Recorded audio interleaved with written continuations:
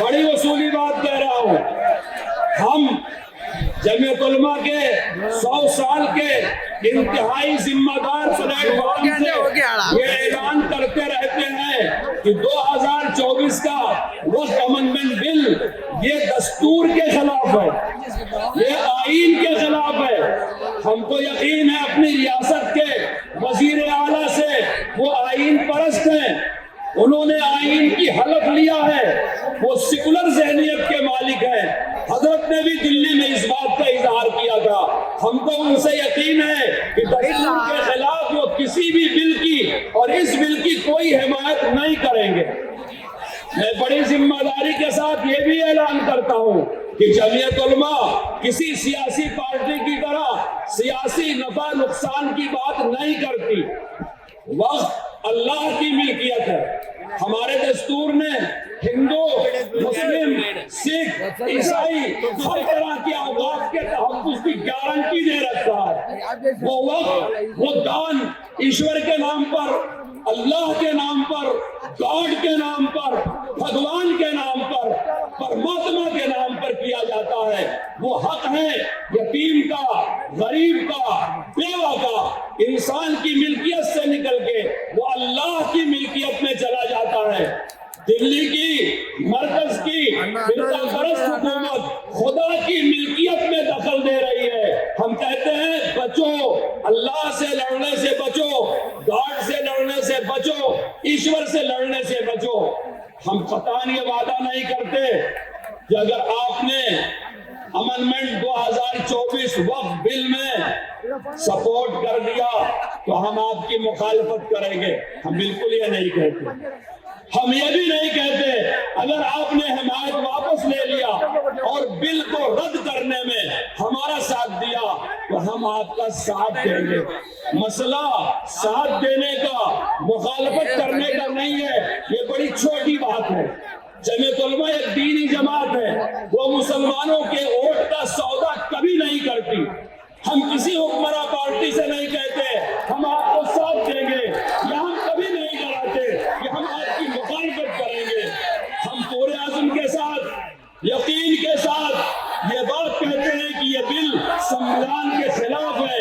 जो चीज संविधान के खिलाफ है आपको इसकी मुखालफत करना चाहिए, इसे मुस्तरद करना चाहिए, इसे रद्द करना चाहिए।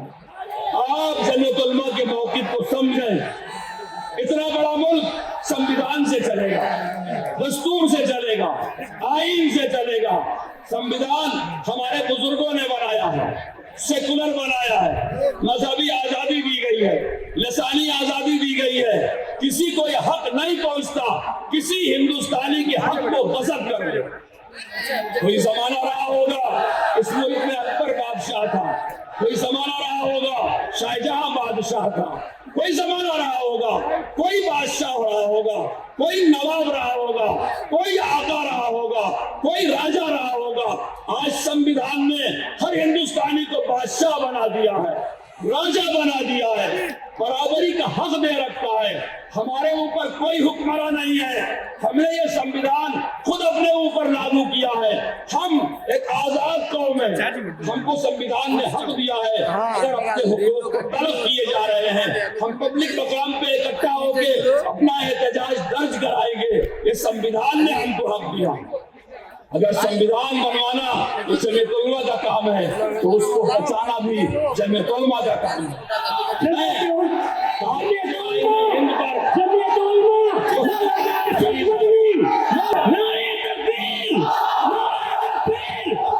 बैठ जाओ, मुझे और बातें कहनी है। ये कोई सियासी जलसा नहीं है कि मैं आपको जोश दिला रहा हूँ। एक दीनी जलसा है, अमीरुल हिंद की सदारत में हो रहा है। बड़ी तादाद दीनदार मुसलमानों की है। मैं आपको बताना चाहता हूँ, अंग्रेजों के जमाने में किसी की जरात नहीं थी जो मुल्क की आजादी की बात करे। ये मुल्क हमारे बुजुर्गों ने आजाद कराया, इसको हमने सेकुलर बनाया। आज सेकुलरिज्म को खतरा है, आईन को खतरा है। किससे खतरा है? हुक्मरान पार्टियों से खतरा है। किससे खतरा है? हाई कोर्ट के जज से खतरा है। किससे खतरा है? वर्दी पहनने वालों से खतरा है।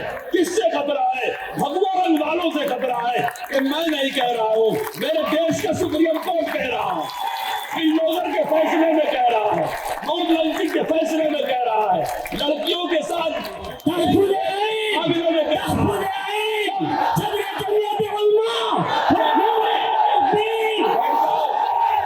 میں سچائی بیان کر رہا ہوں، سچائی کو ماننا پڑتا ہے، اس کا جواب نہیں ہوتا۔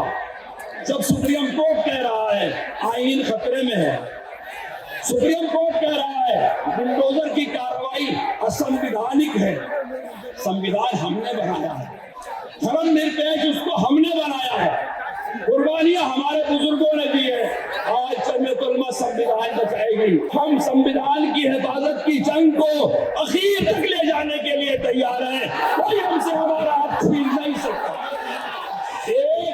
ایک وقت امنڈمنٹ کا مسئلہ نہیں ہے، ہم سنویدھان کے ایک ایک پکتی کی حفاظت کریں گے، اس کے خلاف کسی کو نہیں کرنے دیں گے۔